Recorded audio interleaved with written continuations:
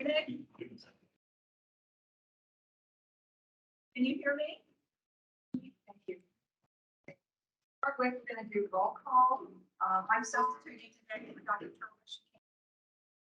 And so he is an excused absence. So roll call, Commissioner Candy Griffin. Present. Commissioner Lohinas Gonzalez. Here online. Councilman Dave Donaldson. Dr. Richard Zhu. Here. Chief Ken Colas. Here. I'm here. Trustee Ron Stevens. Here. And General Jack Briggs. Okay, the next item on the agenda is the approval of the agenda. So, is there a motion to approve the agenda? So moved. Second. In favor? Aye. The next item is Board of Health comments, and on behalf of Dr. Herbert, who can't be with us today, I'd like to recognize Susan and her team for the work that they do on behalf of our community's health. Thank you so much.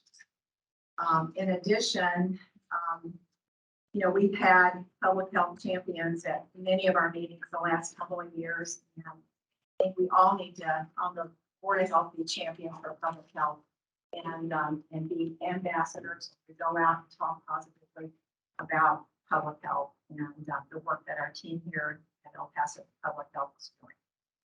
Are there any other public health comments from the board?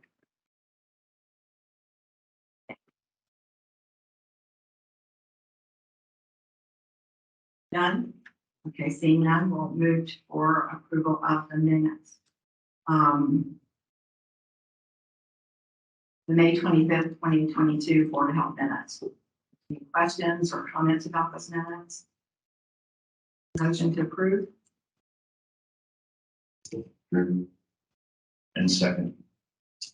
All in favor? Aye. I also, before we get to public comments on items not scheduled on the agenda, recognize Dr. Leon Kelly, who's with us today, our El Paso County coroner. So thank you for being with us today, Dr. Kelly. Welcome. Any public comments on items not scheduled on the agenda? There being none, we're going to move to the finance and budget agenda item.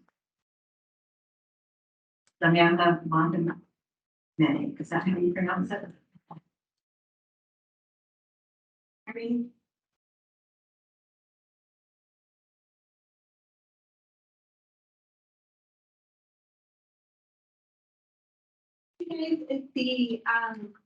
the main managerial for you guys. Some items or some highlights for you guys. We are still seeing some revenues behind on some of our grants. Again, that is just due to the efforts or the vacancy savings that we've been seeing. It's been continuing on. So again, these are very program specific restricted grants. So as there is vacancy savings, we're unable to bill for those items. So that's why we're seeing a lot of those vacancies or the reduction of the revenues. The license and fees. So we discussed last month that there was a program issue that has been resolved in May. So it's starting in June, you will start seeing those license and fees coming in much closer to budget. But again, these are May's reports, so that's why you're not quite seeing that just yet. So overall, as we're seeing a reduction of the revenues due to the vacancy savings, again, an ongoing effort, we're seeing our expenditures are down also. We're seeing those savings in personnel and in operating as well. So overall, we don't have any concerns. Any questions on? Yeah, I do have questions. On your programs and grants, you're saying, I didn't quite understand when we talked about vacancies. Are they, would you say they're delinquent or they're just scheduled to be paid in the fall or something like that? No, so what you're seeing here is because we are not having those vacancy expenditures, we're unable to, it's a reimbursement. Many of the grants are reimbursement. So because we're not having those expenditures, we're not able to bill for them as well. So that's what we're seeing. The budget, we were anticipating having those vacant or having those positions filled. So that's why there is the reduction or the such a variance there. It's just because we're not having those expenditures. Okay. And on the personnel budget, you have a excess of 1.2 million. Have we been doing layoffs or have we been doing hiring freezes or how? Usually a personnel budget is fairly stable. It's because of it's because of the vacancy savings. It's not due to any of those items. There's been a lot of challenges with recruitment. There's been a lot of effort in recruitment and trying to get the vacancies filled. However, it's just been an ongoing issue. Okay, thank you. And I would just like to add, those are good questions. Within the past couple of years, there's been a lot of ramping up staffing related to COVID. And before the pandemic, we had 158 FTE. And prior to 2019, we had 148 FTE. And the commissioners had approved critical funding to hire 10 FTE, which got us to 158. And the past couple of years have been extremely challenging related to maintaining staff as well as recruiting staff, some specific to the COVID response. And we also have had a reduction in force of 13 FTE, which affects our budget. And that is due to when we're ramping up and we're ramping down specific to contact tracing. And if the work is not there, then sometimes we have to do reduction in forces. So I think that, there's some variability that is going on there. And we are working with county leadership and have done an employee engagement survey, hearing from employees' feedback to understand, their perspective and get feedback because we want to maintain employees and we want to be effective related to recruiting. And that involves a lot. And we're putting together action plans, public health department, as well as county departments related to employee satisfaction and recruitment, more long-term type of planning. Thank you.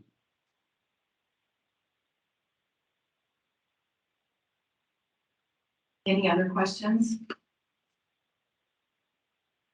Let's move to the B on that, the contracts. We have 9 contracts that are up for renewal, and this will give you kind of an insight into highlights of each of these contract areas and what they're about, and how they impact the citizens of El Paso County. Susan's has asked each program to give an example of some of the work, but we'll let Samantha go ahead and go through those. Well, may I just intro into the contract? It struck me that, when I was reviewing some of the contract information and board information and having a little bit of time to reflect after the past couple of years, that the majority of our Board of Health members are new. So we have, in the last year, county commissioners have appointed 5 new Board of Health members. And so I would like to take the opportunity as we're going through the contracts and as we're moving through Board of Health agendas to provide a little bit more background, hopefully that will be helpful in learning more about local public health, because I think when we have 5 new members, Chief Colas, Dr. Vu, Mr. Stevens, General Briggs, and Dave Donaldson, I think that merits a little bit more information also as we move through, and then hopefully in the future we can plan some retreats and really get together as a Board of Health, because again, the past couple of years didn't really allow us to do that. So with that being said, I do want to mention that the majority of our funding comes from grants and contracts, and these grants are competitive. The majority of those. They are not given. We have to spend a lot of time putting together a proposal, being very thoughtful about what goes into this and what is going to be effective for our community. It requires that we put goals in there. We have a scope of work, we have a budget, and then we also have an evaluation plan. And I want to commend and thank our staff because they do all of this work, and we do have a development officer, but it is a team effort that goes into this, and they are required to report to the funder the work that they are doing, which has to be specific to the requirements in the contract that you all will be considering for approval today. This also fits into the required core public health services, as well as there are mandates for local public health. There is a framework of the 10 essential services that our agency is required to complete, as well as overall, it's Title 25, Article 1 of Colorado Revised Statutes, assessment and planning and communication, communicable disease, investigation and control. Some of these efforts and work are unique to the community, meaning that they are not duplicative. And this is the role that our agency fulfills: emergency preparedness, environmental health, prevention and population health, vital records and statistics, birth and death certificates, administration and government. And I give that background because all of the contracts that you're going to hear today are on a state fiscal year. They start July 1 and they end June 30th. So we deal with 3 different fiscal years. I'm sure that you're all aware. There's a calendar year, there's a state fiscal year, and then there's also the federal fiscal year. And our staff, along with the budget office, puts these into calendar year types of budgets so we can operate and monitor effectively. You'll be hearing from our auditors a little bit later about the effectiveness and how we manage our funding. With that also, I did want to, one last thing to mention is that your health department is an accredited health department. We are the first accredited health department in the state of Colorado. That happened in 2003. We are the first re-accredited health department in the state of Colorado. And that happened in 2020. What this means is that I'm sure that you're all familiar with it. We have to meet rigorous standards that relate to outcomes in the work that we do. We have to demonstrate. It's not enough to just tell or to write a report. We have to have documented demonstration with outside reviewers that implement the rigorous process. And so I want you to know that you have a high performing public health agency. And again, I commend our staff because communities that have populations of 500,000 to almost 1 million have 269 employees. We have a base FTE of 158. And so I think it's incredible the work that they do. So with what we're giving, we do a lot. And with these state contracts, it's not an option to take that money for a different purpose. We have to meet those requirements related to the contract that you all are about to approve, and we sign, and then we monitor on a daily basis and monthly basis and report out. So did want to provide that background that grant funding is so important to us because it's the majority of our funding, and it's critical to the work we do. And with that, if Samantha, you want to say anything in addition to that, if not, then I would like to have Heather Graves, our division director for community health, come up and give a brief synopsis of the Child Fatality Review Team contract. I apologize, Doris. I think there's a question. Madam Vice Chair, may I ask if we will be voting on these whole line at once or separating them out? Unless there's an issue, I would like to do them all at once, but if there's an issue, we can do them separate. Your preference among the Board of Health? I think we should vote. I think we should vote on them separately. Okay, we'll do that. Thank you. Heather? Y'all hear me? No. Push to the negative. How about now? Yeah. I was being sensitive to that because each one had a volume, it seems. Thank you for the opportunity to present. I actually will have 2 contracts, and I think I'm back to back. And I do have my subject matter experts in the room to help if needed. But I'm here to just give a brief overview of the Child Fatality Review Team, affectionately known as CFERT internally. And this is a multidisciplinary team that comes together with multi-sectors from the community. We are assigned cases by the state, and we are reviewing child fatalities. The categories are accident, youth suicide, undetermined, and homicide. This is based off a requirement that came about in 2005. Well, let me back up. Yes, in 2005, and we have had some form or source of a child fatality review team for many years. The current form has been since 2014. And this team reviews those cases assigned, make recommendations, look for trends, and the examples of outcomes would be, and one is one that I want to share is recent. It has to do with infant deaths in the sleep environment.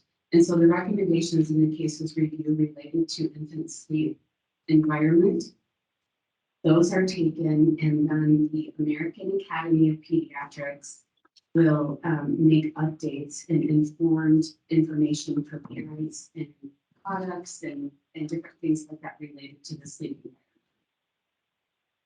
environment. But I would also want to just say that recommendations from the team are operationalized by existing collaboratives and programs such as El Paso County Suicide Prevention Work Group and Children's Hospital Safe Kids Colorado Coalition. These include statewide legislative support. And I don't know, yes. Thank you, Heather, and I'm having Kelsey provide a report of the state prevention system. All of our information rolls up to the state and comes out in a prevention legislative document because this is a mandate and state required. I wanted to provide a little bit more information, and this is also in your synopsis, but when Heather talks about an outcome in 2020, our community experienced a loss of 12 infants from accidental asphyxia and undetermined causes. And in 2021, 13 infants died of similar causes. Examples of team outcomes focused on infant fatality prevention include team data and recommendations related to suffocation and identification of prevention recommendations and target populations to increase infant safety. And that's one of the many outcomes where there's a large group, collaborative group that review 17 years of age and younger death cases. And I will tell you, when I was deputy director, I worked with Dr. Kelly to oversee the child fatality review team, and that is heavy work. My first meeting I had to leave because at that time I had a 17-year-old daughter, and we were experiencing many teen suicides. And the information in those files and the expertise around that table is so valuable. And these people, including our team, really care and so passionate that these are very difficult situations to review. And a light about this is that the information rolls up into this prevention report to develop effective strategies that we can implement as communities to make a difference. And so I think that that's a critical point when we talk about outcomes, is that where are we going to use data to drive our efforts? And this is an example of that. And I do have Dr. Kelly, who's in the audience, because he, as you all know, extremely passionate about teen suicide prevention, and we initiated, and it's still going today, is Teen Suicide Prevention Work Group. So if you have any specific questions also for Dr. Kelly, I know that he'd be happy to answer those as well. Okay. This is a reminder. Can you help me out here? Indirect percentage on this first contract is 27%. Can you just explain that to me again?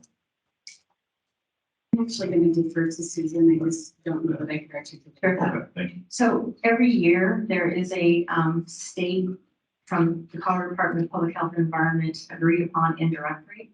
And that is the current agreed rate. And if there are grants, many different grants have different indirects, and our agency consistently charges the full indirect as a process. And also just that's when we're managing funds and with our finance department and having, you know, auditors, we consistently charge full indirect.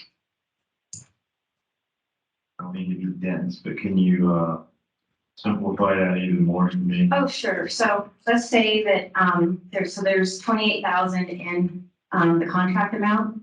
So 27.10% of the 28,000 will be charged for indirect. And so, for example, when so a direct service that the 28%, 28,000 goes to is like staffing, things to our job, but the indirect cost goes for support functions like HR, IT, finance, copier, those kinds of things. Okay, that helps me out. And then just kind of give me an example of what the 28,000 is spent on. I understand we have a group that reviews these unfortunate deaths. Where does the money actually go or get spent? I'll have Kelsey come up too, and I will just say that, well, I won't make that statement right now, but go ahead, Kelsey. No, good to see you all. Good question. So for this contract, we allocate the funding towards two positions that support the team.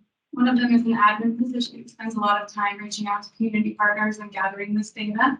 And the other position is a part of an epidemiologist who focuses on the data and making sure that we're, you know, entering it with accuracy and then analyzing. Thanks. And so I was going to make the point that this grant certainly does not cover its cost, but teen suicide and the work that we do is critical. And the Board of County Commissioners have supported a 5-year funding plan and really took action back in 2014 to allow the hiring of Kelsey, because the state mandate and the child fatality review team just got back going, I think, Dr. Kelly in 2014. So we didn't even have any funding for that.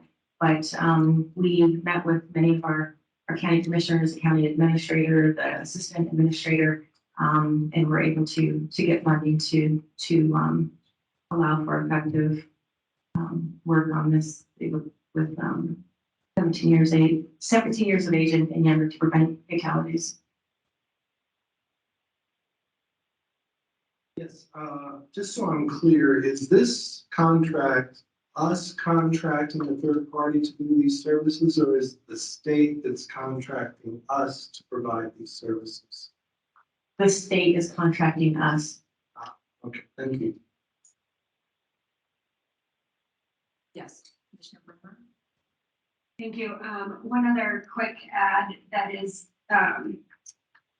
auxiliary to this particular contract in front of us for the program run out of the health department here. But as a part of the whole system, you'll see a lot of talk in this report about linking into policymakers. And so as a part of the bigger system, I have actually one of my duties on the Board of County Commission is to, after the full reports have been made for a death that takes place in El Paso County, and all of the information is public, that is to come to me as well. And so from a policy side, your county commissioners can kind of say, okay, what are the systemic breakdowns or failures? And that is also a very sobering piece of the experience to realize where, you know, we're talking today about the public health role in this, but it also has many other partners' roles. And so where can the commissioners make sure that process-wise, we have done everything we can to take care of the children in our community. So just know too that this is one piece of a much larger system that interacts together. General Briggs. Thank you very much. With Dr. Kelly here. So this is 2013 and there's 4 categories. Is there an attempt, is there somehow do we capture the opioid deaths of children, accidental deaths? Where is that captured in this? So they would be fatalities, yes, and we do, principles under at a more granular level. And I mean, I would love to share more about that another time. We can go a lot deeper with that, I think that for sure. Talk about It's captured somewhere. it absolutely is. Thank you both. Dr. Kelly, do you want to add anything to the discussion? Yeah, so I'll tie into a little bit what Commissioner Bremer said is, I think most of us know the story of this team, right? In 2014, myself and my public health colleagues formed it. Part of that was forced by the state legislature, which wanted to push child fatality review from the state level, which I was on that team, to the local level. The feeling that the best place to make change was with the people on the ground, the people in the rooms that were making decisions, that had the relationships. That was the goal. And that happened at about the same time that our teen suicide epidemic sort of took off. And so out of that child fatality review team grew the teen suicide prevention working group, which then grew a much more robust collection of data, not only from my office, but around the community to figure out what was going on. Then out of that grew our successful interventions with our teen suicides, which now has become almost essentially a national model for how a community deals with a local mental health crisis. But that's the story kind of all of us know. The story that you don't know is what comes next, which is that proof of concept model and that robust data collection that we used on our kids to figure out why they were doing this. My office then turned around and projected that on the broader community. And last year, of our suicides in El Paso County, 30% of those were in military veterans or folks in active duty, 30%, right? And so because of that, and because we've got this robust data, and we've got this proof of concept of a community-wide collaboration, UC Health turned around and took that to the Office of State Behavioral Health and said, we want to apply for a grant, a multi-year, multi-million-dollar grant to do veteran suicide prevention. And they received that. So UC Health is leading a local coalition with Mount Carmel, as well as our other nonprofits, Silver Key and NAMI, to deploy really the largest community-based behavioral health suicide prevention effort focused on not only veterans, but the big piece here is veterans' families. And that's never been done before. So you can draw a direct line from CFERT to our child prevention efforts, to our teen suicide prevention efforts, to our veteran suicide prevention efforts, with the goal that if we can prove that that same model that works for kids works for veterans, it will become the national model of how our country deals with veteran suicide. So to Commissioner Bremer's point, there are just massive, unanticipated positive impacts by this group that we should all be very. And you made me remember one thing too, because there are so many positive impacts that happen because of this group. And there's, hospitals, behavioral health experts, schools, the collaboration has grown to, I believe, about 80.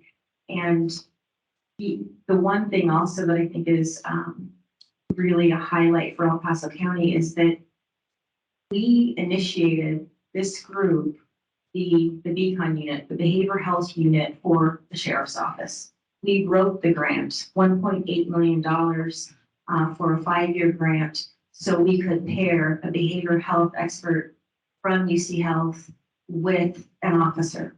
And that is a direct result of this collaborative that has had a positive effect. And the data is it's so positive, and we certainly can provide that information at a later date. But those are the kinds of things that happen when we, as public health, we convene, we pull together collaborators and working together. I truly believe, there's nothing that, we can't accomplish together. And with this group too, it's such heavy work. There's been a lot of tears. It's, secondary trauma. So again, I want to commend the staff and the team for doing this work because when you hear about a child dying, it hits close to home, especially if you have children. And it's incredibly difficult work, but the policy change and the system changes that allow us to collectively make a positive impact that demonstrates community health is really what keeps, I think, us going. Thank you. Any other questions or comments? Let's. Would you just a quick process question, if we are voting on them separately, would you like to do that, at the end of each contract presentation then? Yes. I would love to, make a motion to approve, the contract for the child fatality prevention system. Second. All in favor? Aye. Motion passed. Thank you. The next contract is the Tobacco Education Prevention Partnership Community Tobacco Initiatives of El Paso County. And we're not reading them verbatim because you all received them in advance. So in order to expedite, I need to give a full agenda. Heather? So this is the next contract, and I actually have asked Daisha to come up and tell a little bit about it. And she is definitely the subject matter expert, has been with the program for a significant amount of time, and I'm happy to to support her as well. Thank you for having me here. So just a little bit about our funding and where it comes from. Our funding is from Amendment $35, which is tax dollars collected from tobacco sales. And 16% of the total dollars is set aside for tobacco prevention work. And then the state, and the total budget of the state is 6.8 million. And of that, we get 758,600. There is a funding formula and how that is distributed to grantees across the state. And it's based on our population size and the risk that is associated with our community and population. And so that's how we get to that total dollar amount. One thing, I know that there's an interest in looking at outcomes. And so one of the outcomes that I wanted to share today is around youth perception, especially around vaping. Vaping has been our main focus for quite some time, given the drastic increase in usage. The 2017 Healthy Kids Colorado survey data indicated that only 46.5% of our youth in El Paso County felt that vaping was a risk to them, that it was unsafe. That was really alarming to us, and we knew we had some work to do around that, and immediately started our outreach efforts. We presented information and education to almost 4,000 people in the community. Our focus was in schools, and so 3,300 of that total is students, staff, parents, community members. Additionally, we offer mini grants to schools. We feel that youth are a stakeholder in vaping and policies that we create around that. And so we really wanted to hear the youth voice and how we can prevent from starting to use the product. How can we change that perception? The 2019 data showed that 70.5% of students felt that vaping was a risk. So we made a really big improvement. And I really feel that that was due to our many outreach efforts in the community, communication efforts, just awareness in general. And that really lays the foundation for the work that we do. Because the youth have to believe that they are at risk, or we can start before they're going to make a change in their behavior. And so there's plenty more outcomes that I could share, but that was the one that really spoke to me. And I hope that it demonstrates the work that we do, the care that we have for the youth. Daisha, thank you. I'm just curious, you mentioned the allocation of the funds to counties depending on the population and the risk. I'm just curious, can you explain that risk and how is our risk to El Paso County compared to other counties in the state, please? Absolutely. So It's based on, high initiation, for 13 to 24-year-olds, and then our county poverty levels, as well as, tobacco prevalence. Sorry, I have notes here. But we got a 2 out of 3. So and that was, high initiation risk years, so 13 to 24, and, the prevalence, the tobacco prevalence in our community. Thank you. I'm assuming poverty is associated with higher risk, is that right? Absolutely, Okay. yeah. And how is our risk compared to, say, for example, Denver? That's a great question. I don't have their risk assessment in front of me. I'd be happy to look into that, but, they do receive more funding than we do. So I can only assume that they scored a 3 out of 3, where we scored a 2 out of 3. Since we compete, for population size. And, Thank you. and Deja, I did want to say that, I mean, many of these are competitive grants. So these are not, like, when we apply for them, there's no guarantee that we're going to get approved for funding. So Deja and her team, put together a proposal. And then from that, then the state even further has a funding formula, which they, take in consideration to, if they do grant us, the award, that occurs. Thank you. General Briggs? So having some experience with addiction recovery and rescue mission, do we have any indication that the funding that we use or that schools use goes to any best practices like peer-to-peer counseling, addiction recovery counseling, that sort of thing? It's an addictive, obviously an addictive substance. Yes.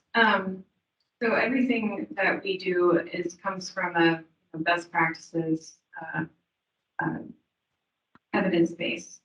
The mini grants are designed, the way they're set up is we designate a facilitator at the school, and then they develop a club of youth. And it's more than a club, because we have deliverables that they have to meet. So they are reviewing their school policy. The whole point of the mini grants is for them to strengthen their tobacco-free school policy. And so we use positive youth development, which is an evidence-based practice. They're reviewing the policy and looking for ways to strengthen, whether that's through communication, enforcement, and then we have a whole list of evidence-based practices that we would implement based on what they identify as the need at each school. Part of that, I think long-term, that is the goal, to have these things in place at schools so that we're not sending a kid home for 3 days suspended because they were using a vape. We want to support them with education, proven education and resources, cessation resources. So that's part of what we're doing. It's this comprehensive approach with schools to make sure that their policy encompasses all those things, so that we're providing resources and education and support to the students. Yeah, we just offer that, treating it as an addiction, because it is what it is. Hopefully in the long run. Thank you. I wanted to go back to Commissioner Bremer's comment about policy. So the youth get together with their school leadership and they review the policies, do an assessment to also see where there can be system changes. And one of the things that, we are not for is suspending kids, but more so a second chance. And we do believe that nicotine is highly addictive, as well as it's the most addictive drug. And so we do treat it like a substance, and it's tobacco. The use of tobacco is insidious. And I wish more people cared about prevention of tobacco use, because that can also be a gateway. More than, I think the Healthy Kids survey, about 50% of the kids nearly start or try their tobacco product or their vape when they're 12 years old, 12 or 13. And that stayed consistent. And so we have, more examples related to policy change and implementing in the city of Fountain with their leadership and tobacco retailer license and reduction of use. But it's a topic that is not so sexy, that doesn't get a lot of attention, but I think it's definitely a topic that we need to have awareness about. So I appreciate your comment and Brooks. Dr. Boo? Thank you, I'm sorry, last question. I'm assuming that we have a higher level of focus on certain zip codes in our county that are at higher risk. Yes, so we call that our health neighborhood. We're focusing, we're partnering with the RISE Coalition in the Southeast, focusing on zip codes that have a higher rate of use. We know that low socioeconomic status, minority populations, the LGBT population, those segments of our population are targeted by the industry. So we do make an effort to focus our efforts in those areas. Do you call us? I'm sorry, one last thing, smokeless tobacco as well? Yes. Okay. The numbers aren't very high for smokeless tobacco, but we do, we know that maybe in the eastern part of our county, we're sponsoring the El Paso County Fair this year, and that's an effort by us to reach out to that community. 4-H group, we work with Callahan, they're one of our grantees. And so not to assume that they're the only ones using chewing tobacco, but we know that it's a more centralized problem there than McDonald's. Jason, do we roll up the, say, Fort Carson, the other military installations, their numbers into this, or are they tracked separately? their usage rates. When we apply for grants and there's like these risk factors we're graded on, do the service members, are they included in the numbers of users down here? Because I can tell you, at least 10 years ago, 12 years ago when I got out, there were a lot of guys, especially infantry guys, who used tobacco, especially to stay awake and pretty common. We'll have to look into that, specifically on the military basis, related to what is the population, or the funding formula. So I think that's a really good question. I will say that, with many of our programs and the tobacco program, we have a large tobacco education prevention coalition as well, where we have representation from the military community that we work with, and they do efforts on military basis. Any other questions or comments? Thank you, Heather, and thank you, Daisha. Like a motion to approve this contract? Second? All in favor? Deanne Ryberg, our Deputy Director, will review the tuberculosis contract. It's a pleasure to be with you this morning to represent the excellent work being done by our public health nurses, disease intervention specialists, and coordination with our medical director to have a program that specifically addresses tuberculosis in our community. And this program provides a unique and critical role in our community, as our team is, thank you, Jared, is the only a specialized TB clinic available in El Paso County.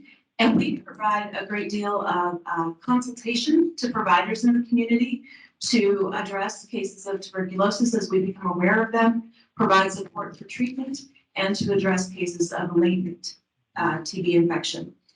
This funding comes to us through pass-through funds from CDPHE, Colorado Department of Public Health and Environment, to support activities in 3 primary areas. That includes evaluation and testing and treatment of Class A and B immigrants and refugees entering the United States.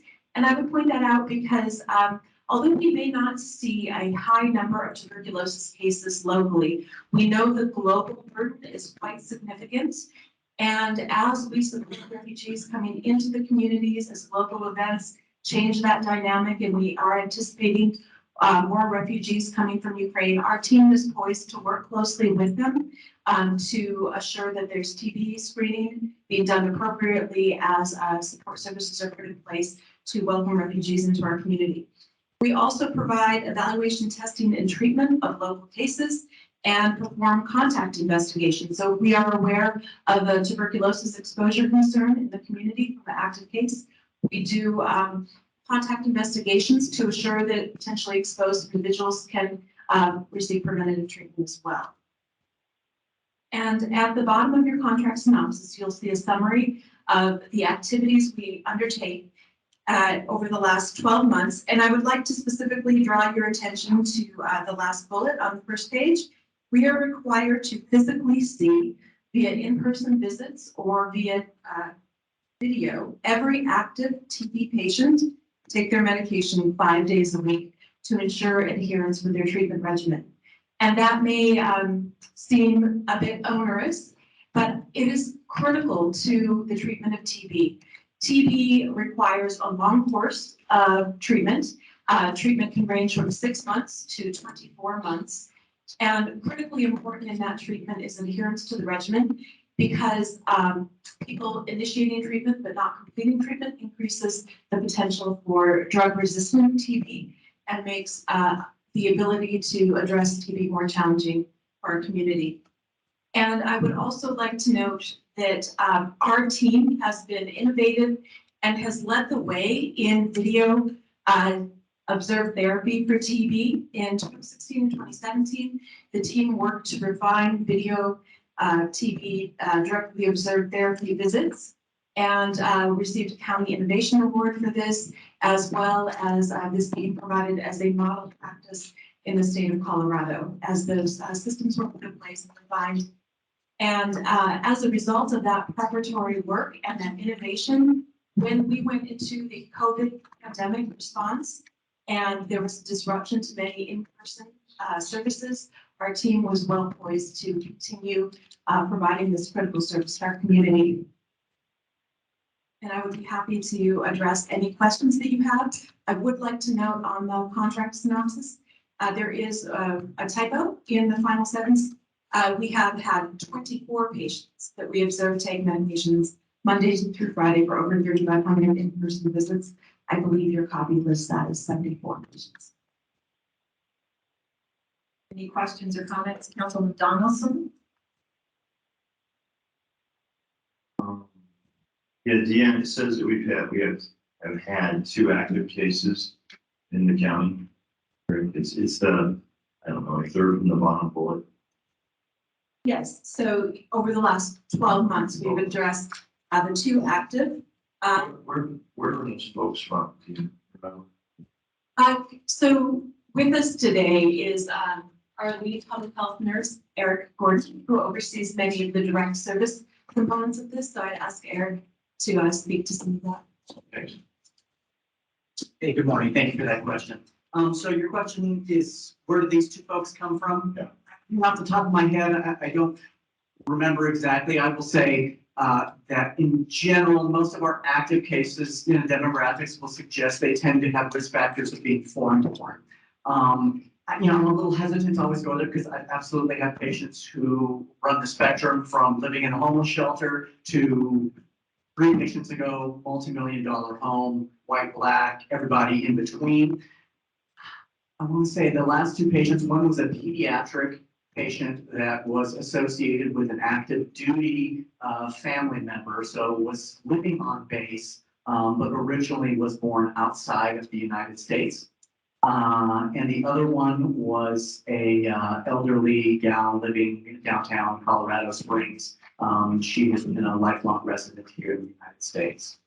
And she had active tuberculosis. She did. She had a lot of complicating factors and exposure when she was a kid, et cetera. And she was in her 80s at that point, and we just completed treatment on her. And you want me to finish up? This will be my last question, actually. The first series of bullets, it mentions that we evaluate, all immigrants entering the United States for latent and active TB. What are the percentages that are positive for latent and active on immigrants? Especially the southern border immigrants, the ones that are just coming across. Okay, so I don't have the most recent data that I had any reason to have a conversation with the state did involve Afghanis. And so I don't know how good their data is in Afghanistan. That's kind of the problem, is why you know, But we test them when they get here. exactly. So when we talk about TB and that there's, you know, we have 8 billion people in the world. 2 to 2.5 billion are infected with TB. Are most of those in the United States? Absolutely not, no. Because of programs like the one that we're supporting here, TB burden is much less in the United States. I don't know that I can empirically say how bad TB is in Afghanistan because they don't have the surveillance in place that we do. And I'm sorry, back to your original question this time. Yeah, I guess what I'm really just trying to get a feel for is we hear about, you know, maybe 800,000 million folks coming across the southern border and being dispersed throughout the United States. Do we have a percentage that have latent or active tuberculosis? Because it sounds like we do test them. I do not, so I can only speak anecdotally, you know, I do not recall the last time an immigrant or a refugee came to El Paso County with active tuberculosis. Absolutely, we diagnose a lot of folks with latent TB, but just given that, you know, a third of the world is infected with that. So I don't have information as to data as to how many folks or what the incidence of TB disease and infection are in other countries. Okay. In Perhaps you could email me, because it seems like we should have some sense of that. Like if we're taking in 800,000 million illegal aliens, and we, until they have a trial in the United States or a court hearing, they're here. It would be just an interesting thing to know, but that's all. Yeah, I'm happy to follow up with you on that. Specifically speaking to illegal immigration, and of course, they're not coming through, they're not ever classified as a class A or B. I don't know about those folks. So sure, that's a problem because if they're illegally entering, they're not entering through my system, so to speak. So I'm not even aware of those folks. So I'm only ultimately going to be aware of folks who enter through legal channels, unless, for example, let's say someone comes across the border illegally, seeks medical care for a cough they've had for a long time, are diagnosed. Then, of course, at that point, the hospital would refer them to us and we would be aware of them and provide them treatment regardless of their legal status. I can understand your concern about illegal immigration because that would be a piece of it, is that we just don't really have a lot of information about what their health status is. And finally, I just want to say thank you. When I was on active duty as a PA, I actually referred a few folks who came up positive on their TB testing down to public health. And you guys took over the care. So Excellent. Thank you for that. I appreciate it. Dr. Boo? Thank you, Eric and Deanna. 2 questions. I'll try to be brief. First, it's just a curiosity again. The screening test is a questionnaire, skin test, blood test. So for the folks that I'm talking about, the vast majority are getting a quantiferon, an IgRA blood test. And that's probably most appropriate, probably for esoteric reasons that you're familiar with, but the blood test is superior than the skin test for certain populations. Thank you. Yes, second question, because this is a pass-through grant and the indirect percentage is 0, is it safe for me to assume that we keep 100% of the 90,000 if we don't spend that much? That is my understanding. So for example, and this is the difference, I've done a similar job in California where we go through the same process, identify these cases and say, we recommend you be treated. That's the best I can do. You have no financial resources, good luck getting those medications. What we use primarily our medication or for our money for is medication. So every time we recommend latent TB treatment, we can say, I recommend it and I'm going to provide it to you for free. To them, it's free. Same with the IgRA quantiferon blood testing, which runs about $85. We use those kinds of funds to provide for chest x-rays, IgRAs, TSTs, et cetera. Thank you. Thank you, Eric and Deanne. Any other comments or questions? We kind of need to be moving along. We have a lot to cover in the next hour. A motion to approve the tuberculosis prevention and control. Motion. Second, all in favor? Aye. Thank you. Next is clinical services reproductive health contract. We have Brenda Heimbach coming up.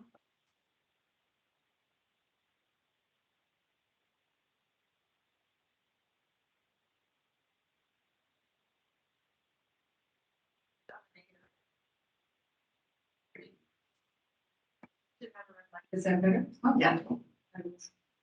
Good morning. I'm Brenda Heimbach, the Health Services Division Director. We also have Summer South, our program manager, with us today, and Dr. Urbina, I believe, is joining us remotely for more technical kinds of questions. The Clinical Reproductive Health Services Clinic has been serving El Paso County since 1970. The clinic primarily serves people who are uninsured or underinsured. We also accept Medicaid, and in 2016, we started accepting private insurance. The goals of the program include reducing the number of unintended pregnancies for the health of the mom and babies, increase access to cancer screening and referrals to care when indicated, and the prevention and treatment of sexually transmitted infections or STIs. Healthy moms and babies are an important focus of all of our health services programs, including the Nurse Family Partnership Program, WIC, the Women, Infants, and Children Supplemental Nutrition Program, and our immunizations clinic. One of the ways the Clinical Reproductive Health Services Clinic accomplishes this goal is to test and treat for STIs at the time of pregnancy tests. This is not required, but is rather a best practice. STIs can cause death or lifelong chronic health issues for children, including higher healthcare costs. We had thought congenital syphilis had been essentially eliminated in the early 2000s. Unfortunately, El Paso County, Colorado, and the nation are seeing increases in cases, particularly since 2017. And while the numbers of congenital syphilis are low relative to the population, one case is too many. Untreated syphilis in pregnancy can lead to premature births, stillbirths, and in some cases, death shortly after birth. Untreated infants that do survive tend to develop problems in multiple organs, including brain, heart, eyes, ears, skin, teeth, and bones. We have a recent example of the impact of our process to treat for STIs at the time of a pregnancy test, which includes a lady who tested positive for pregnancy and for chlamydia, which is the most prevalent STI that we are seeing. The team was able to treat her immediately with medications that are appropriate for someone who is pregnant.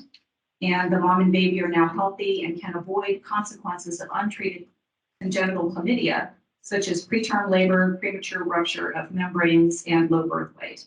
Newborns can also be infected during the birth process, and exposed newborns can develop eye and lung infections. I'm happy to entertain questions that you might. Questions or comments? Seeing none, Dr. Rivers, you got it.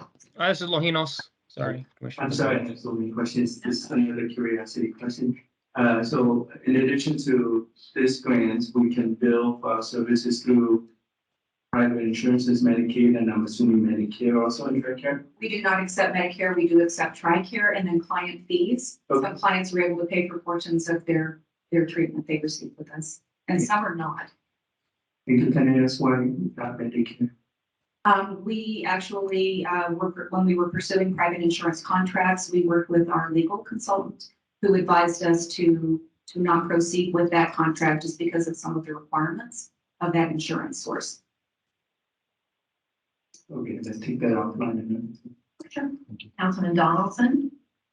Thank you, Madam Chair. I think some of our citizens would just be interested to know and reassured that one of the bullets here on this packet we have states that by law, funds may not be used for abortions. Correct. Just want to point that out. Absolutely, thank you. I have a motion to approve this That was my- contract. That was my comment, sorry, that I was going to. Motion. Second. All in favor? Aye. Thank you so much, Brenda. Next, we have the emergency preparedness and response-based public health emergency preparedness funding contract, and Susan and going to address that, and Lisa Powell. Is that correct? This Lisa, okay.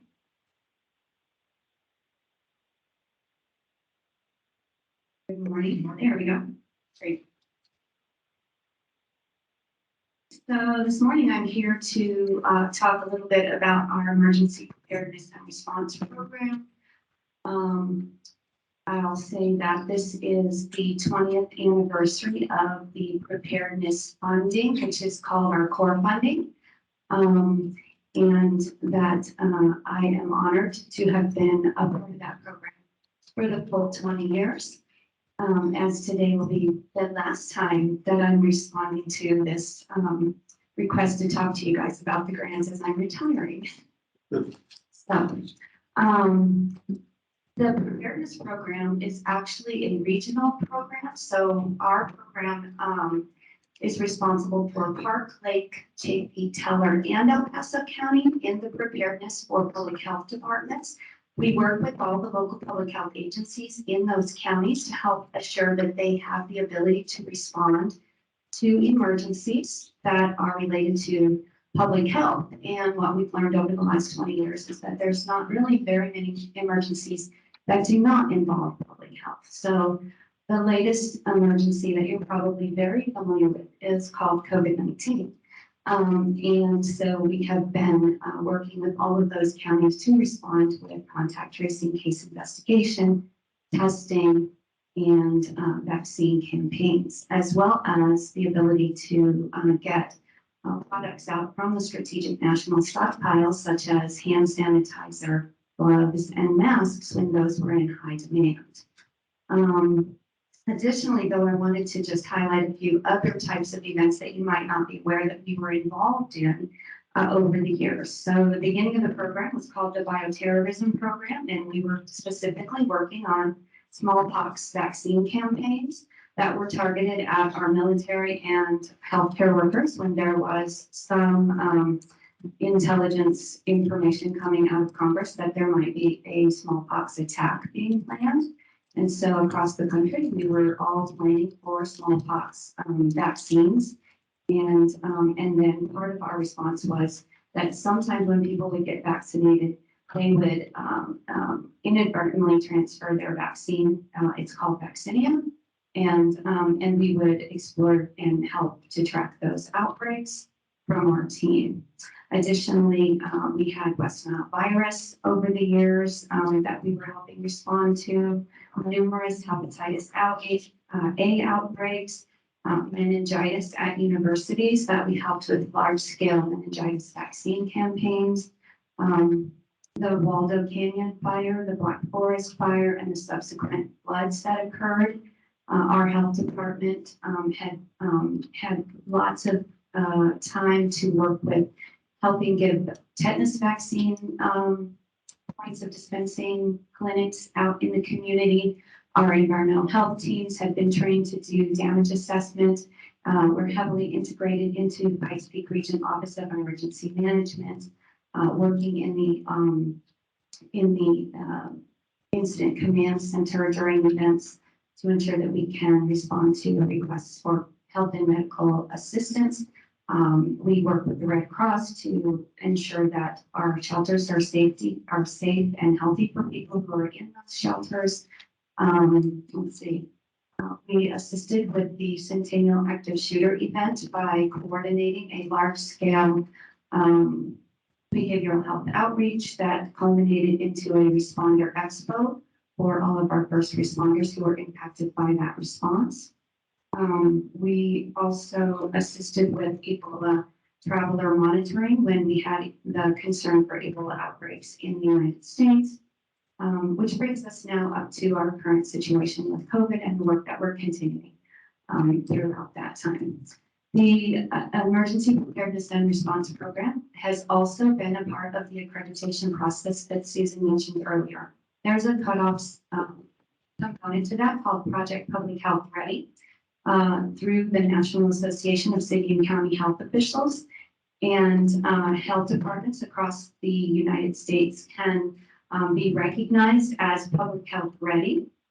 It's a rigorous 18-month process to be recognized through that program. And there is criteria that we have to meet to ensure that we have the capability for this kind of response related to our ability to have clear and concise plans, that we've exercised and trained our workforce, and that we can show that we have the tools and the capabilities ready for that. So we are currently undergoing our most recent application process, which will be due in August. So in the future, you'll hear a little bit more about how we've met that very rigorous Project Public Health Ready component. So that is the Public Health Core funding. And if there's not any questions on that, I also have the city readiness piece. Okay. I'll stop for a moment. Any questions or comments on this particular contract? Because they wanted to do them separately, vote on them separately. Entertain a motion on this one, and then we'll move to the second contract. Second. All in favor? Okay, so the next contract is called the Cities Readiness Initiative Contract. So back in the beginning of the preparedness funding, there was concerns that there might be an anthrax attack. If you remember back to 2002, when we had anthrax attacks in the United States, there was a huge concern for that, specifically in largely populated areas across the nation. So as this cutout of funding was set aside to specifically look at large cities who might have a potential for an anthrax attack. And this contract then focuses specifically on the ability to quickly get the strategic national stockpile medications and supplies out to the community with the golden standard goal to be that we would get the first pill in the last person within 48 hours of knowing that there had been an attack. So for the last 20 years, we have been focused on the ability to practice setting up points of dispensing across our community, work with our healthcare partners to be able to quickly get that medication out should we need to. Questions or comments on this contract? Director Whelan? I just wanted to make a couple of notes also for new board members that, you know, back when the 9/11 attack happened, that's when public health was recognized as an emergency responder. And we have requirements to go to be trained when our employees are hired through the National Incident Management System. And so that is critically important that we provide training to our staff. In COVID, 2/3 of our staff were reassigned for roles in the emergency response because it's our statutory responsibility to lead the response, all aspects. And that was an enormous undertaking that lasted far too long with, you know, Ted Colas, I'm sure you're aware, with a fire or a flood, flash, bang, boom, you know, a few weeks, then we regroup, and then the recovery is the longest part of it. Well, your public health team has really been through it. You know, 7 days a week and trying to stay as resilient as possible. But I did want to make that note because that's critically important. We have 2 Office of Emergency Management staff that are certified, and that is Lisa Powell and also Janelle McNair. And if I'm forgetting anyone, please let me know, but that's an outstanding certification related to leadership for public health and emergency response. And I think that that's very important that we highlight and also value. And I will provide information on Lisa's retirement party. I'm sad to see that she's going, but you know, it's bittersweet. I've you know, been with the agency for 20 years, and I remember when she was actually an addiction counselor and manager with McMaster's, if folks remember that. But the McMaster's program went away, and Lisa stepped up and learned all she could and started leading the emergency preparedness program, which public health did not have. Lisa built it. So I think that that's something that you know, we thank you for too, also Lisa. Question. This grant is specific to anthrax attacks? The Cities Readiness Initiative started out as very specific to anthrax. This last year, this will be the first year that they've decided that we can also prepare for what they're calling emerging issues or infections in the community so that it can be a little more expansive. Okay, that makes great sense because if you're gonna have distribution points, it could be used for anything, not just anthrax. The great part about this particular grant is that we actually have been able to use those plans and we've been able to change and expand them to do a lot of other things like the tetanus shots and the vaccine clinics that we've recently been doing for COVID. So very dynamic and very fluid, which is great to be able to use those funds. Or any other questions or comments? And a motion to approve this contract? So moved. Second, Second. all in favor? Aye. And Lisa, we do thank you so much for your service here at El Paso County. It's been an honor. Deanne Ryberg's going to talk about El Paso County waste tire inspection contract. Thank you. And I have our final renewal for this morning. This is funding that supports our required activities as a delegated authority to assure compliance with solid waste regulations. This provides support for our team to work with industry to educate, provide technical assistance, assure proper disposal of waste tires, with the ultimate goals being to protect environmental health and quality in El Paso County communities. We have approximately 350 regulated facilities that we work with, and we inspect them every 2 years under this program operation. And an example of the work that we do under this funded contract, in 2021, we became aware of a large facility that was not a registered waste tire facility. We worked collaboratively with the state to educate the facility owners and operators regarding solid waste requirements. They became a registered facility. They reduced the number of waste tires stored on the premises. And perhaps most importantly in that scenario, this facility was near surface water. So we were able to intervene and help protect surface water in the area as well to avoid that contamination. And also look forward to, now that the operator is a registered facility, we will continue that relationship moving forward and working with them to continue those protections. Any questions or comments for Deanne on the El Paso County waste tire inspection contract? I have a motion to approve the contract. Motion so moved. Second, Second. all in favor? Thank you, Deanne. Next, we have a new contract, the Public Health Workforce Funding Contract, and Carolyn Gary, Development Officer, can address this particular contract. Thank you, Carolyn. Hello and good morning. I would like to introduce the Public Health Workforce Funding. This is new funding through the Colorado Department of Public Health and Environment. And this is short-term funding in that it will actually end at the end of June 30th, 2023.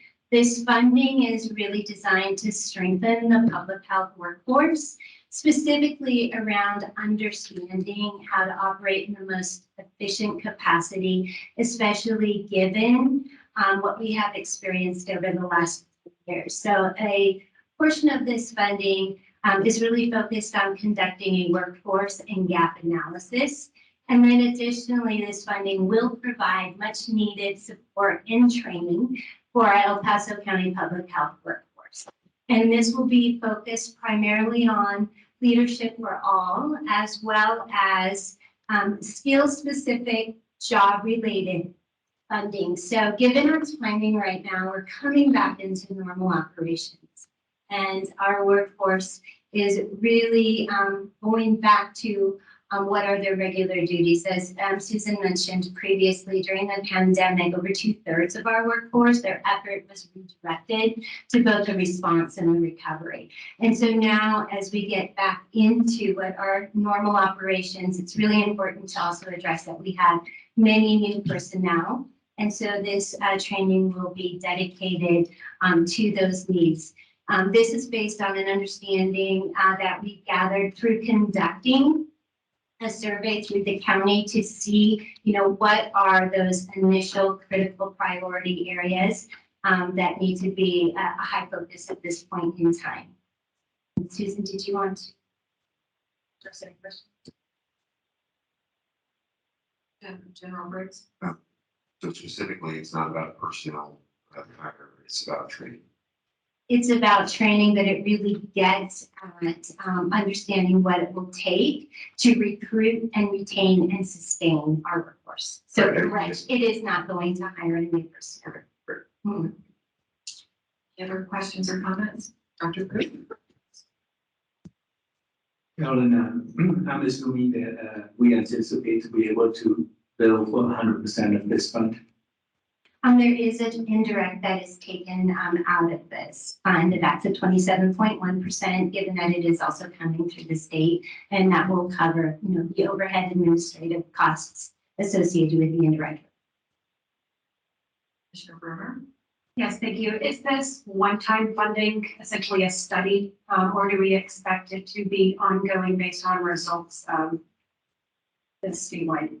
This specific funding is really going to be one-time funding, given the source. Yes. Thank you. Mm-hmm. And the funds, we heard in our budget presentation that we have a lot of vacancies and we've had a lot of turnover. And obviously I would expect any study to kind of show that as well. Are we allowed to use the funds at all on specific strategies for recruitment and retention? Yes, this study will actually highlight and provide recommendations to how do we do that best. And it will also provide a national comparative analysis that we can also leverage in that endeavor. Thanks. I wanted to mention also, just as a piece of history, back in, let's see, the 2000, our El Paso County Public Health Agency had 251 FTE. In 2009, January 1, we laid off 40 FTE. We currently have 158 steady FTE, and we do have some large grants specific to COVID that are restricted for certain purposes and have allowed us to have additional staffing for a community our size. Again, for a community our size, the National Association of City and County Health Officials, on average, health departments serving 500,000 to 1 million have 269 FTE. And so we are at 100 FTE deficit and a steady state. And this opportunity and us seeking this funding is to evaluate, what does the future look like? We have had tremendous growth in El Paso County. We are the most populated county in the state of Colorado. And when we haven't seen a steady FTE increase, then that poses some challenges related to being proactive. But again, I want to mention that we do a lot with what we're given. I'm not saying that we need 269 FTE. What I am saying is that we're very thoughtful in the way that we approach our business to serve our community and meet the needs. And I am completely grateful that the county commissioners approved critical funding for the additional 10 FTE that got us to the 158, because I don't know what our agency would have done without them. One example of that was we hired a emergency preparedness coordinator specific to El Paso County because we serve a 5 county region in the state of Colorado. Funding that you approved, it's not only for El Paso County, it's for 5 regions: Park, Lake, Teller, Chaffee, and El Paso County. So we have some stretched staff. We also were able to hire an additional emergency preparedness coordinator specific to El Paso County, one public health nurse, talked about the teen suicide prevention or resilience and wellness FTE, as well as the staff from our data analytics office. We wouldn't have been able to be as efficient if we did not have the data analytics office with the public dashboard. So the funding that the commissioners gave us for those critical hiring of the FTEs, and you all were part of that, has greatly allowed us to be able to meet our mandates and meet our needs to the best of our ability with the staffing that I have. So I'm really interested in what this workforce evaluation does and how we're going to tie it to the county employee engagement survey and other feedback aspects, so we can maintain and bring a strong recruiter, and also help employees be well and resilient, because in my mind, they're our most critical asset. We cannot do public health work if we don't have a strong workforce, and that involves many different aspects. But I'm really interested in, and I think it's a big deal that we're able to have this workforce funding to actually evaluate what does the future look like for El Paso County for public health? Donaldson? This question probably for Susan. We've mentioned 158 FTEs. That's authorized strength, correct? But we're not spending our money because we have shortages. How many do we actually have? So let me get to my notes here real quick. So, our steady state before COVID was 158. Authorized personnel is 229. Currently we have 187 that are filled, but that doesn't take into account the reduction in force that I mentioned earlier. But Do we know of the 158 Mhm. authorized full-time, COVID goes away, we still have the 158? How many of those slots are filled? I have a report that I can get back to. I don't have off the top of my head, but I will tell you, every single employee that is currently hired in our agency, my goal is to keep them. And so I'll get back to you on that question. And with the grant funding, it goes through, some of it's through 2023, 2024, 2025. So this is going to be a work in progress as it relates to how we're going to manage and maintain some of our FTEs. But I can get back to you with the specifics of, how many of those 158 are not filled and that are vacant. I will tell you off the top of my head, we haven't been able to hire a environmental health division director, so we've gone without one for a year and a half. And so we officially, made the offer and they are going to officially start in a full-time capacity in August. And there's also different health departments in the state of Colorado that are going through some changes, and we're also trying to recruit people to El Paso County. And just final question. Is it 259 or 269, the city of, county, 500 to $1 million? 269 full-time employees. But, and you kind of hinted at this, that doesn't mean that's exactly what we need, because I would imagine a lot of that depends on poverty rates, disease that exists in that locale, health of the underlying health of the population. We're a pretty healthy group here in El Paso County. Is that correct? Well, so the study takes into account population and then health department staffing. They don't go into poverty level and all those different aspects. What I think you bring up is a good point on how we approach our work related to what we need, because I'm not saying that we need 269. I'm saying I look forward to the evaluation and see what the future looks like. But I will tell you, every single one of our team members today, I need, as well as filling some of those vacancies, which will help our team be more resilient, because if there are vacancies, there's also, the work still needs to get done, and we also reprioritize. But I would love to have an increased staffing for our local public health agency to be more proactive, especially as we move into the future and as there's so much growth. For example, like our on-site wastewater systems. We had a record number, I think it was last month, and inspections, and we were able to hire another FTE with COVID funding to support businesses and going out there and doing inspections and to ensure groundwater and water quality. So there's so many different aspects where I see that we need to be proactive, and the only way that we're going to do that is to have a resilient workforce where they're not so burnt out. And given what we've been through in the past couple of years, I can't thank my staff enough. I mean, unless you've lived it, you may not, be aware, but I'm sorry. They work tremendously hard to serve the community, and we have a lean staff, and we need to keep them resilient. I'm sorry, I'm still going through some reflections of the past couple of years too. If you've ever been through an emergency, maybe Chief Coalish, you can support me in that. No, I think I can say on behalf of our board, we appreciate each and every one of you, each and every one of the team members of El Paso County Public Health. We realize the work that you've done and continue to do, your dedication is phenomenal. And I know that I appreciate you, and I know we all do. So thank you.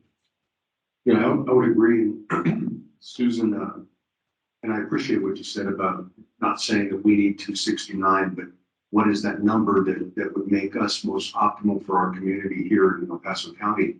And kind of the question is, you talked about proactive things, and maybe I'm speaking for the commissioners on our board, but I think would be really helpful to them is if we had an idea of what those proactive things were that we could do, the work that's not being done, and we could do if we had some additional staff. I think that would really be beneficial to our county commissioners so that they could plan for the future. Other comments or questions? Could I have a motion to approve this particular contract public health workforce funding? So moved. Second. Second. All in favor? Aye. Thank you, Carolyn.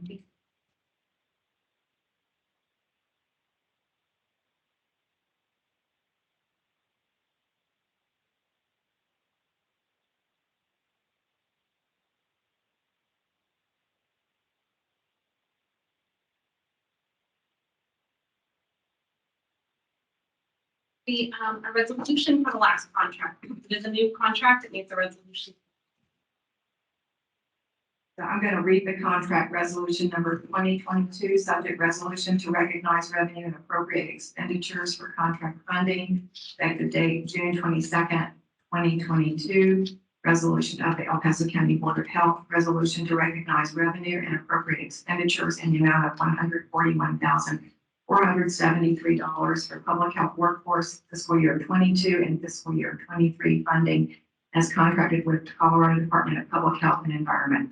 Whereas pursuant to section 25-1-508 Colorado Revised Statutes, the El Paso County Board of Health has the power and duty to accept and through the public health director use, disperse, and administer all federal aid, state aid, or other monies allotted to an agency for county public health functions. And whereas funding for the public health workforce fiscal year 22 and fiscal year 23 grant will serve to strengthen both the public health and environmental workforce throughout Colorado as COVID-19 has added to the workload of the public health and environmental workforce and is causing a shortage of the skillful workforce needed to provide core public health services to all Coloradans. Colorado Department of Public Health and Environment, Office of Public Health Practice Planning, and local partnerships will work with all local public health agencies and tribes to support public health workers in the public health system. And whereas the goal of this funding is to support public health throughout Colorado by creating a strong workforce, promoting collaborations and planning. And whereas expected results of this funding is to increase and maintain public health workforce and initiatives related to staffing capacity. And whereas funding for the public health workforce fiscal year 22 and fiscal year 23 grant in the amount of $141,473 will be effective starting on April 29, 2022 and ending June 30th, 2023. Now, therefore, be it resolved that the El Paso County Board of Health does hereby recognize revenue and appropriate expenditures in the amount of $141,473 to the El Paso County Public Health 2022 budget in the following manner. Recognize revenue, public health workforce, $141,473. Service contracts, $121,969. The indirect expense, $19,504. Done this 22nd day of June 2022 at the Colorado Springs, Colorado, El Paso County Board of Health.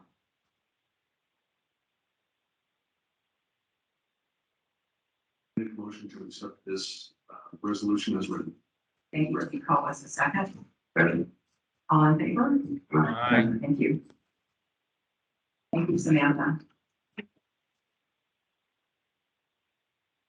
Now it's the director's report, and I just want to, before we get to that, to say that I don't know about the rest of the Board of Health, but I've learned a lot today, and it's I have even a higher respect for the work that our team does here in El Paso County Public Health. So thank you again, and thank you enough. Susan? I'll ask Nikki Simmons to come up and Ted Williams. We have a 2021 audit presentation. Hi, good morning, Board of Health members. I'm Nikki Simmons. I'm the county's Chief Financial Officer. And I'm just here today to introduce you to Ted Williamson. He is a partner out of the St. Louis office of Reuben Brown. They're our external auditors. And they are here to present the results of the audit to you and some required communications that they have with those charged with governance. So before I turn it over to Ted, I just wanted to kind of say a few comments about the work that our team did to put this together. This has been an extraordinary couple of years, and 2021 especially financially was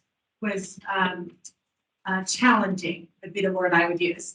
A lot of grants coming in. It's great that we have the funding to be able to respond to the pandemic, recover from the pandemic. A lot of federal money flowing through that we haven't seen before. But with that comes a lot of restrictions, different grant requirements, tracking of different things. And the entire team, all of public health and county finance, I think got together and I think did an excellent job to make sure that we are in compliance with every grant requirement that we have. We also have ever-changing government accounting standards. And so our team, led by Debbie Perry as our finance manager and Jody Fennell, who oversee the accounting unit, that puts this report together. Debbie, you're giving those up? Okay, Debbie, sorry, I was looking like, wait, you all don't have a copy of what I'm holding. And so the annual comprehensive financial report, which we call the CFR, is the results of many, many months of work. The financial requirements put together by the finance unit, really a big shout out to everybody at Public Health. This requires the input of almost every employee throughout the agency. It's a lot of work, and I'm really proud of everybody. So I wanted to say that, and then I will turn it over to Ted for him to give you the results of everything and let you know what he needs you to know about the audit. Thank you. Thank you, Nikki. Good morning, everybody. Again, my name is Ted Williamson. I'm a partner with the accounting firm of Reuben Brown, and we performed the audits of the organization's financial statements for the year ended December 31st, 2021.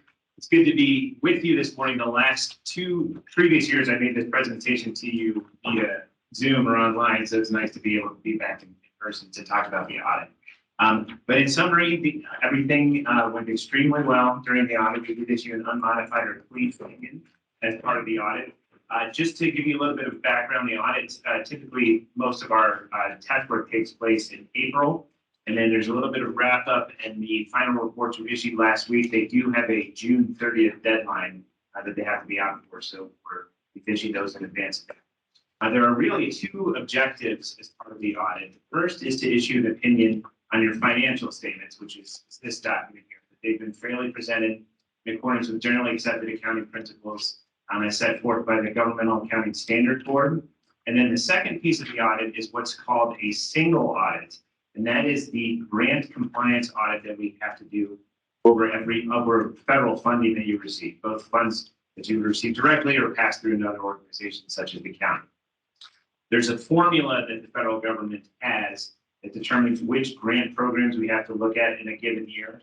And this year, there were 3 grant programs that we had to review, which were the coronavirus state and local fiscal relief funds that you received some funding through, the immunization program, and the epidemiology and lab capacity program. We're pleased to report we did not have any compliance findings that came to light as a result of that grant testing as well.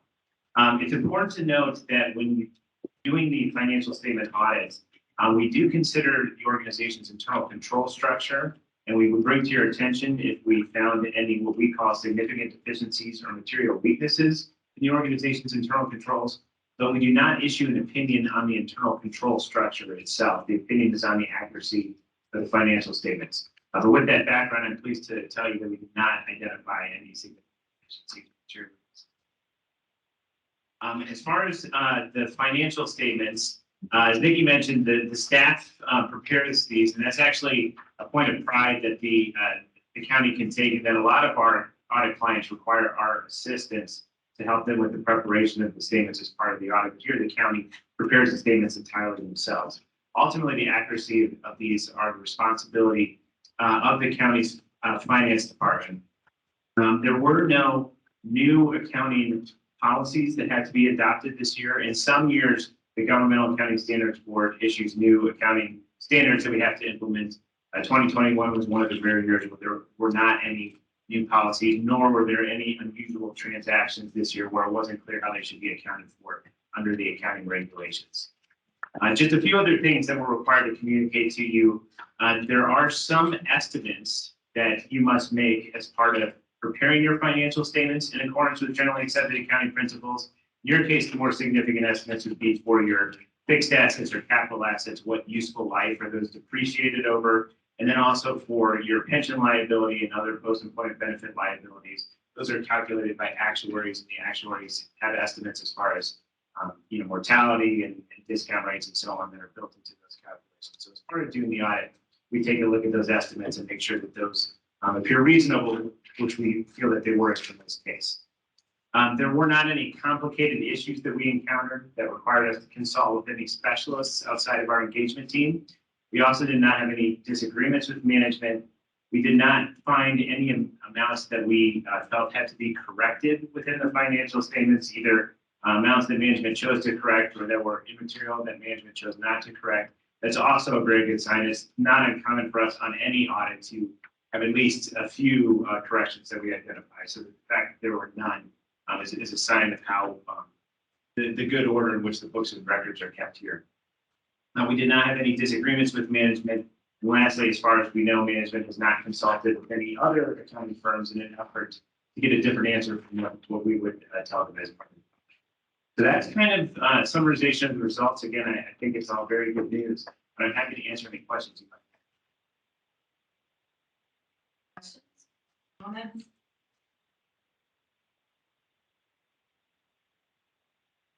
Yes, as Susan is about to say the same thing I am, but thank you very much. Thank you for your thoroughness, and thank you to our financial staff. Samantha likes to hide in the back over there, but I know that she is, she's the face that we get to see month to month, and that the year-end compilation could not be done without the daily work that she is doing, and under great leadership from the finance team as well. I very much appreciate the process and much of it, required, but I have full confidence in the way that this is done. And I would just commend all those involved to getting to this point. Thank you. Director Weaver. I just wanted to take the time also just to thank also our finance and budget office, Debbie Perry and Jody Pennell. And I'm so glad actually to meet Jody face to face and in person today, because a lot of these folks I see on screens over the past couple of years, and actually Ted as well. And thank you to Rue Brown, of course, Nikki Simmons. You have been tremendous, all along during my tenure here at Public Health. We also did achieve and earn certain awards from the county, from the Government Finance Officers Association, a certificate of achievement for excellence in financial reporting for annual comprehensive financial report for fiscal years 2018, 2019, and 2020.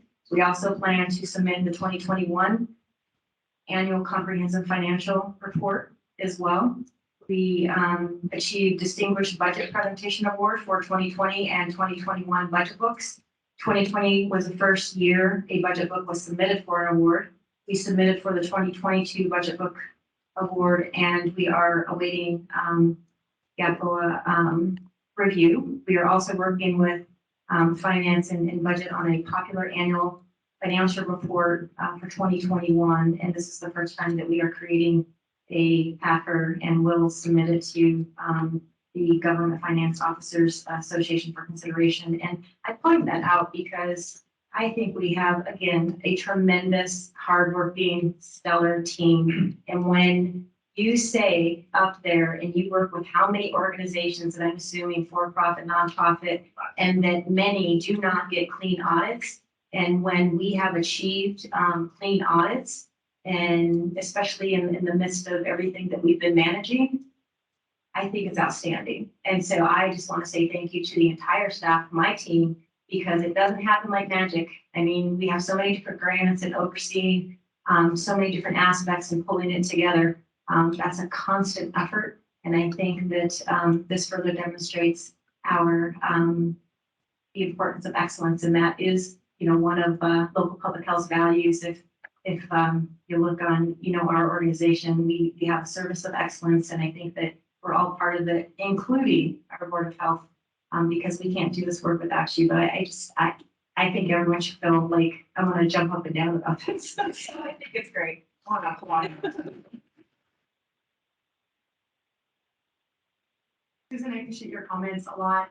And you stole a little bit. I thought I was coming back up to talk about the award. That's okay. You can do it. Because we actually just got notified last week that we did win the budget award for 2021.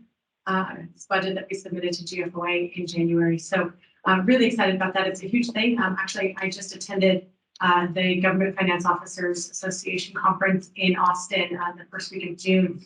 And I had two different people from GFOA approach me to say, oh, you guys are the ones that your public health department also does this. It's very rare that a public health office across the nation would do this amount of work in their financials because we go above and beyond what's legally required to make sure that we're being with the utmost transparency about our financials to the public. We just started issuing a comprehensive annual financial report back, I think, 2017, maybe 2018, 2018.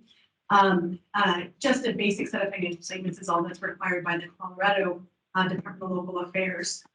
But we go above and beyond to make sure that we're being as transparent as possible to our citizens and do an entire comprehensive financial report, which is a different thing. And so that Excellence for Financial Reporting Award, we will submit this audit that's in front of you to the GFOA for that. We do feel like it's eligible for the award and we'll hopefully get it again. And that is something that's led by Debbie Perry and Jody Fennell, and then that budget side is led by Lori Cleaton and Sam Montmany. So really appreciative, but I also want to point out one last thing before I stop talking.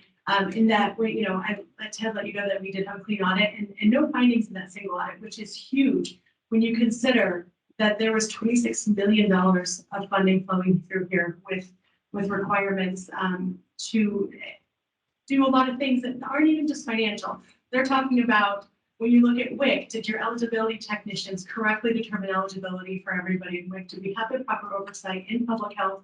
Do we have the proper management looking at the right things at the right times? And they had no findings. And so that was really great. So a big kudos to all of the teams. Thank you. Go ahead. I don't have a question about the audits, but the balance sheet, and I'm sorry, I don't understand this so well.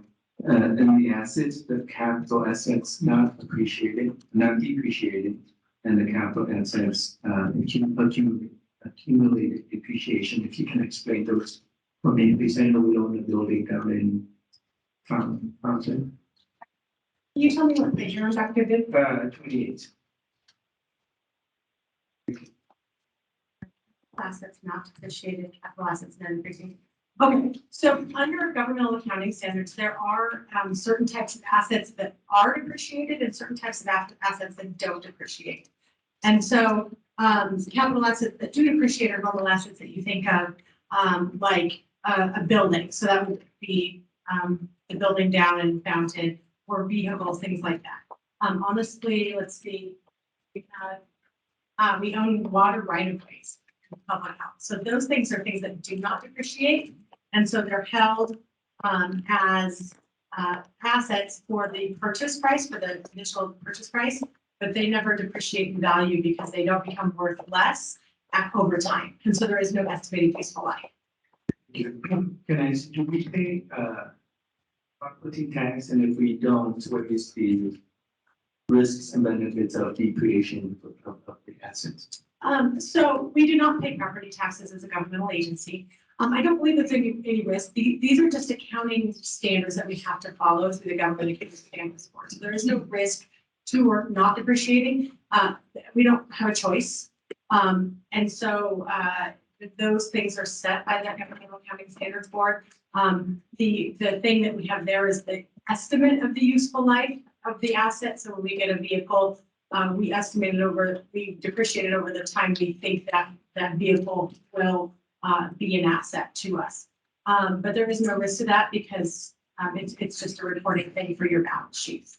Thank you, that explains. So the purpose for depreciation is regulation related. Regulation and to show the users of our financial statements what I wouldn't say it's a fair estimate of the fair market value, but it's an accounting estimate of what those assets are worth today. Thank you. Thank you. Any other questions or comments? Councilman Donaldson? Not to go off on a tangent, but I think I heard you say that public health owns water right ones. That's what the audit says. I don't have enough details on that to give you any more information than that, but I can absolutely get back to you on more information on what is included in those assets. Principally, the main component of this non-depreciable category is land, because unlike a building where over time it wears down, land is can be used indefinitely. In that category, there is also, I think, a tiny amount of water appreciation rights, but it's a right of way, but we don't have to break that in front of us, but that's likely to be an extremely small portion of that. Councilman Donovan, I might have misspoken. It is land, right of way, and water rights. If I combine those last two into waterways, it's right of way and water rights. Thank you. Would you like us to follow up with you more information on what those are? Yeah, please. Absolutely, we can do that. Any other questions or comments? Thank you, Nikki, and thank you, Ted. Next week, COVID-19 update. Dr. Chris Urbina is online. Dr. Urbina?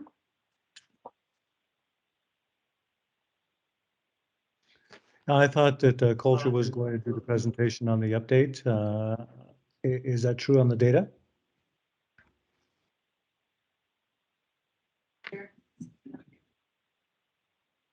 And then I can answer questions. And then I can answer questions. With El Paso County Public Health.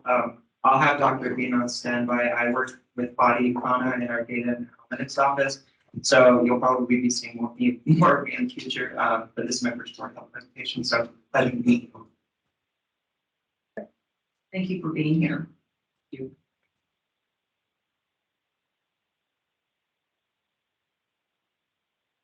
Oh, yes, Coulter Hewitt. Culture, I'll go ahead and talk about this. So this is a slide for the authorization of vaccines that just happened last week. The FDA on Friday approved Moderna Pfizer vaccine for children 6 months of age and up. CDC then endorsed that recommendation to authorize for six months and older. This includes the 5 and up that was previously authorized. And as such, El Paso County Public Health, along with our community providers, will be making those vaccines available to parents who choose to get their children vaccinated for 6 months of that. Do we have any questions on this slide on the authorization of vaccine for anyone? I do have a question, just as the new person. When we hear things like this, there's going to be questions about mandates. How does that get addressed? Yeah, so I do not have any specific discussion or talking points around mandates. Susan, do you want to talk about that? Sure, anytime it comes to mandates, I can handle it. Okay, thank you. We not do any mandates unless the Board of Health directs me otherwise. Okay, I just the process for me to understand. Dr. Vu? Coulter, can you please clarify is it FDA approval or is it FDA emergency use authorization? It is the emergency use. Thank you. And I would like to take the opportunity, Dr. Vu, are you offering vaccines for children? And I wanted to say that our clinic is available and open for caregivers, parents that choose to get their kids vaccinated, as well as any other COVID vaccine. Yes, we are in many other places also. Thank you. Can you hear me at all, Susan? Say something. I can't. So I just wanted to comment on the availability of vaccine. As you know, the FDA and the Advisory Committee on Immunization Practices recommends this as emergency approval. It is still up to the parents to decide and in consultation with their health provider, whether or not they want to get their children vaccinated. That's an important part of the process because ultimately parents are responsible for the health of their children. And that's true for adolescents as well. So I think we're encouraging at this point folks to get talk with their health provider, make a decision that's going to be best for them to get the vaccine because it is a safe and effective vaccine in terms of preventing COVID infection, severe illness, hospitalization, and death. Be happy to answer questions about it if people have further questions.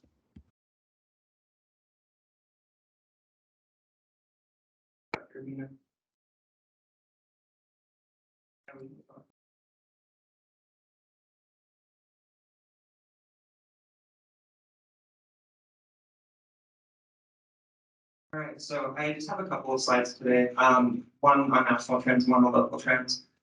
We saw this map last month where most of the counties in the United States had low levels of transmission.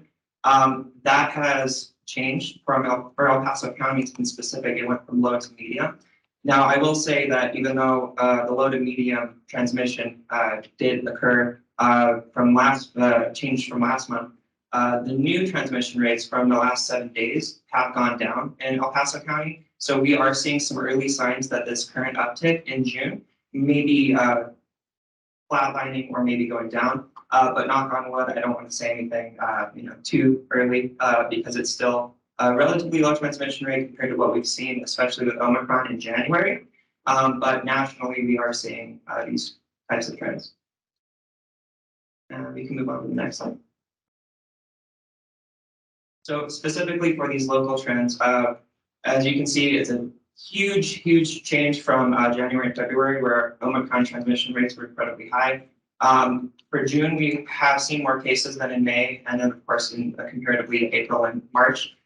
This may be due to new waning immunities from both vaccine and infected individuals.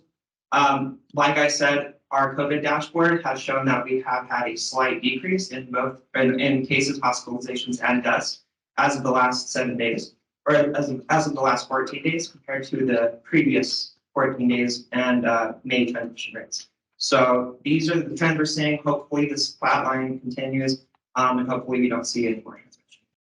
Yes, sir. We can make an observation. I think that's important. Yes. Since March and April, cases have increased. However, hospitalization rate and death rate has continued to decrease. Great observation. Thank you.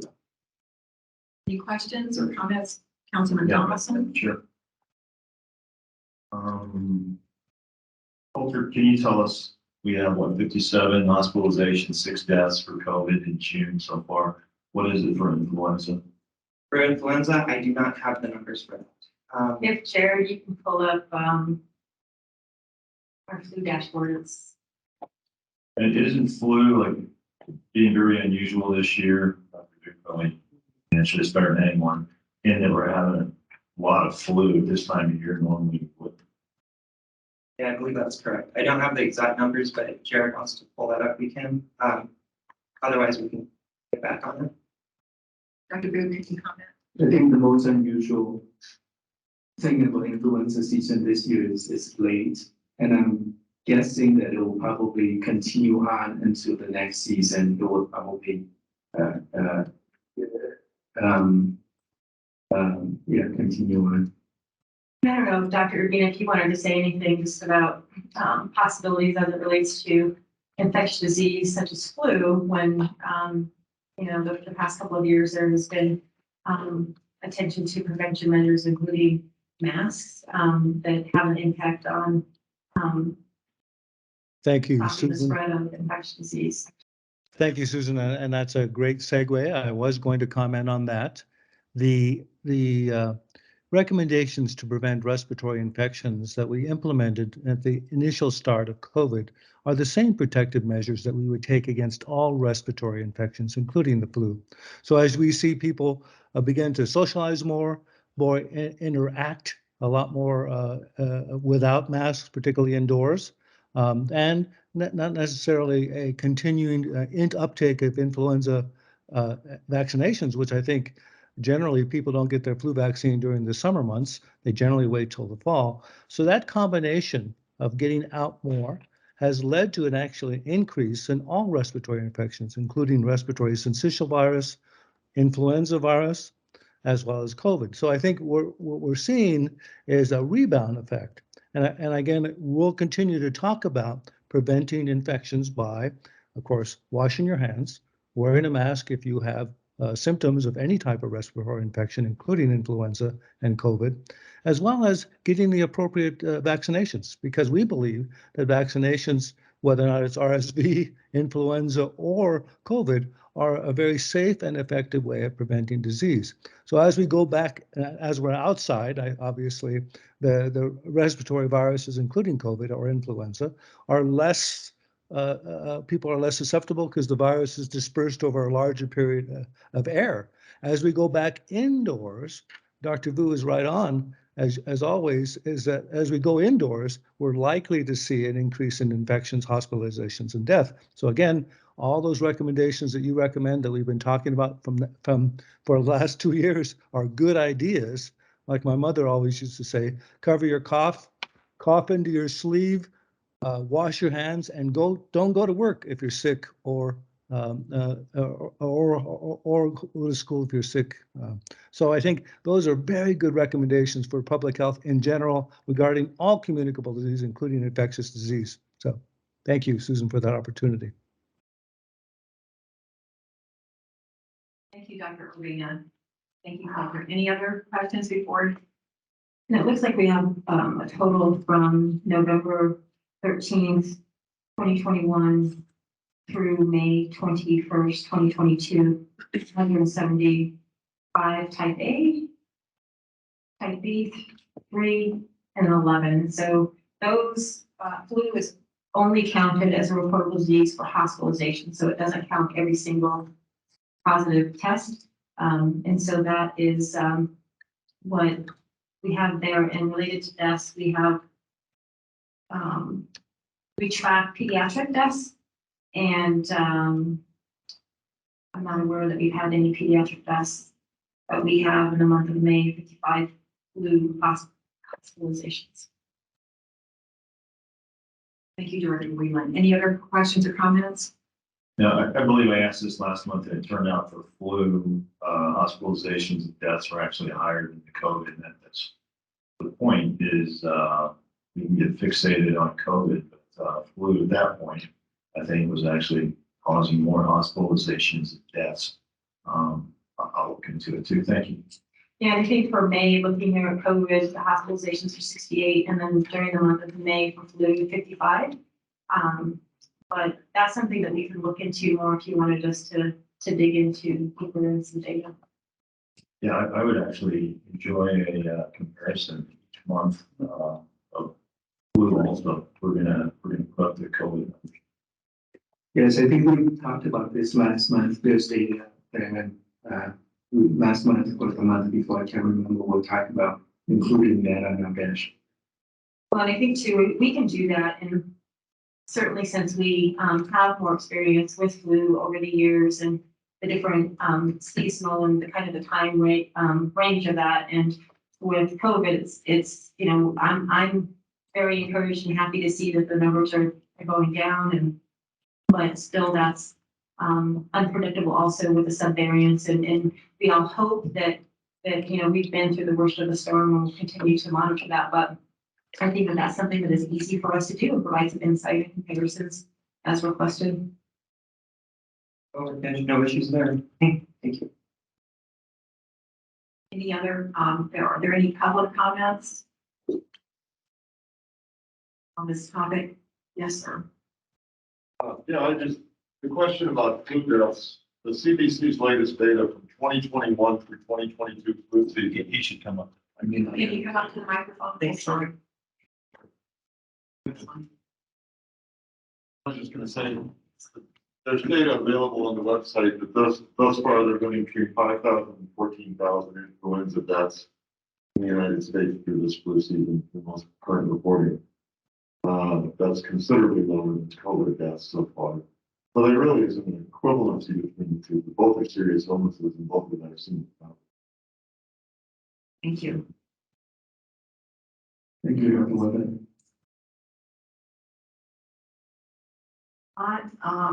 I'd just like to say thank you for your positive engagement today, board. Good questions and great comments and good work by our public health team, and ask for a motion to adjourn.